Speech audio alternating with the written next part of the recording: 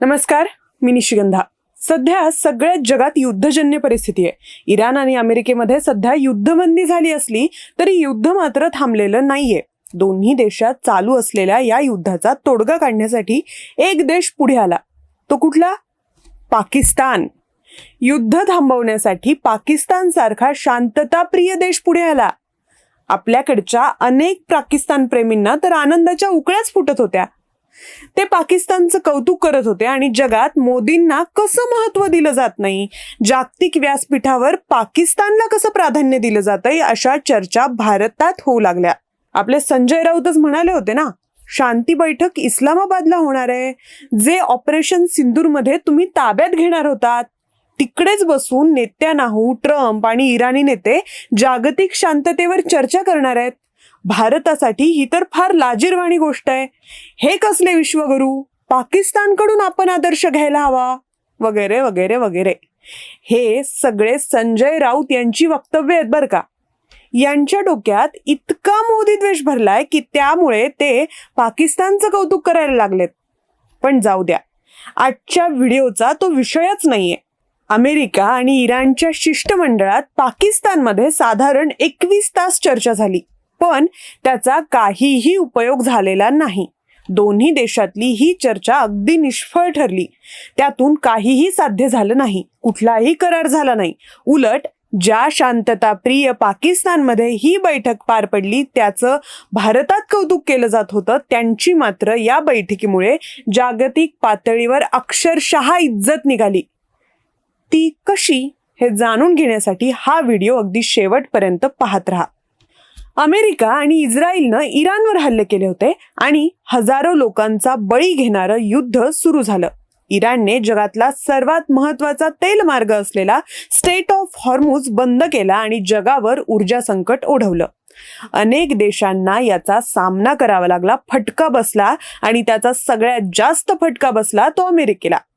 यातून तोडगा काढण्यासाठी पाकिस्तानच्या इस्लामाबादमध्ये 10 आणि 12 एप्रिल या कालावधीत दोन्ही देशांच्या विशेष दूतांची एक बैठक पार पडली. सगळ्या जगाचं लक्ष या बैठकीकडेच लागलेलं होतं. या बैठकीला अमेरिकेकडून JD व्हान्स, स्टीव्ह विटकॉफ आणि जारेड कुशनर हे उपस्थित होते. तर इराणचं नेतृत्व त्यांच्या संसदेचे अध्यक्ष मोहम्मद बागेर गालिबाफ हे करत होते. त्यासोबतच या बैठकीला पाकिस्तानचे पंतप्रधान असलेले शहबाज शरीफ आणि तिथले लष्कर प्रमुख आसिम मुनीर देखील उपस्थित होते. इस्लामाबादच्या एका पंचतारांकित असलेल्या सेरेना नावाच्या हॉटेलमध्ये ही बैठक पार पडली. हे हॉटेल इस्लामाबादच्या हाय सिक्युरिटी रेड झोनमध्ये म्हणजेच परराष्ट्र मंत्रालयाच्या जवळ आहे. पाकिस्तान सरकारनं त्या हॉटेलचं पूर्ण नियंत्रण आपल्या ताब्यात घेतलं होतं. त्याला हाय सिक्युरिटी डिप्लोमॅटिक झोन म्हणून घोषित केलं होतं. 9 एप्रिल पासूनच हॉटेलच्या सर्व पाहुण्यांना दुसरीकडे हलवण्यात आलं होतं. या चर्चेसाठी इस्लामाबादमध्ये अत्यंत तगडा असा बंदोबस्त करण्यात आला होता. चक्क लॉकडाऊन असल्यासारखी परिस्थिती झाली होती. पाहुण्यांना इस्लामाबादमध्ये प्रवास करताना कुठली अडचण येऊ नये म्हणून पूर्ण शहरात 9 आणि 10 एप्रिल रोजी सार्वजनिक सुट्टी जाहीर करण्यात आली होती. शहरात नाकाबंदी केली. रेड झोन कडे जाणारे सगळे रस्ते सील केले होते. काय काय केलं काही विचारू नका. पण एवढं सगळं करून सुद्धा शेवटी ज्या सेरेना नावाच्या 5 स्टार हॉटेलमध्ये ही बैठक झाली त्याचं बिल पाकिस्तान सरकारनं अद्यापही भरलेलं नाही. म्हणजे या देशाची आर्थिक स्थिती किती बिकट आहे हे लक्षात घ्या. हा देश हातात कटोरा घेऊन भीक मागण्याच्याच लायकीचा आहे हे पुन्हा एकदा सिद्ध झालंय. CNN न्यूज 18च्या माहितीनुसार पाकिस्तानच्या सरकारनं बिल भरलं नाही. मग परिस्थिती इतकी बिघडली की त्या हॉटेलच्या मालकांना स्वतः पुढे येऊन बिल भरावं लागलं. या हॉटेलची मालकी आगा खान डेव्हलपमेंट नेटवर्ककडे. पाकिस्तान सरकारनं ज्या हॉटेलमध्ये इतकी हाय प्रोफाईल बैठक घेतली त्याचं बिल सुद्धा भरण्याची या देशाची ऐपत नाहीये. इतकी मोठी संधी पाकिस्तानला मिळाली होती, पण त्यातही या देशानं माती खाल्ली आणि आपलीच इज्जत घालून घेतली. पाकिस्तानची अर्थव्यवस्था या युद्धामुळे फार खिळखिळी झालीये बरं का. देशात महागाई वाढली आहे, जीवनावश्यक वस्तू घेणं सुद्धा जनतेला परवडत नाहीये, त्यांचे हाल हाल होत आहेत. इथली 43% लोकसंख्या ही दारिद्र्य रेषेखाली आहे, म्हणजे देशातले तब्बल 7 कोटी लोक अत्यंत गरिबीचं जीवन जगतात.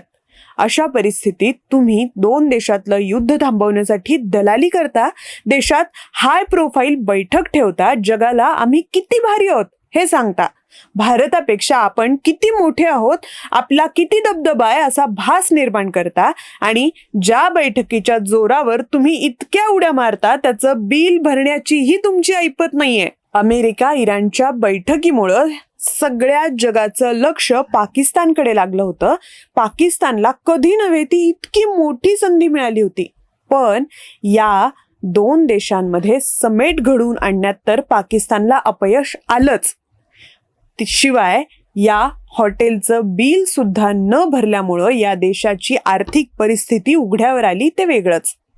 पण मला कौतुक वाटतं ते पाकिस्तानच्या नागरिकांचं, तिथल्या सेलिब्रिटींचं.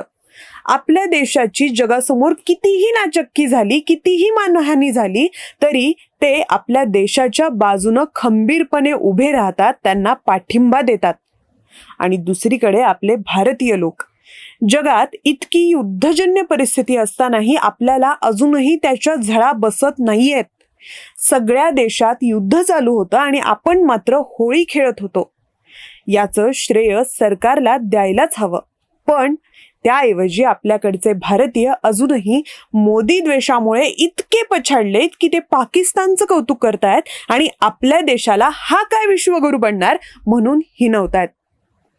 तुमचं याविषयी काय मत आहे मला कमेंटमध्ये नक्की सांगा.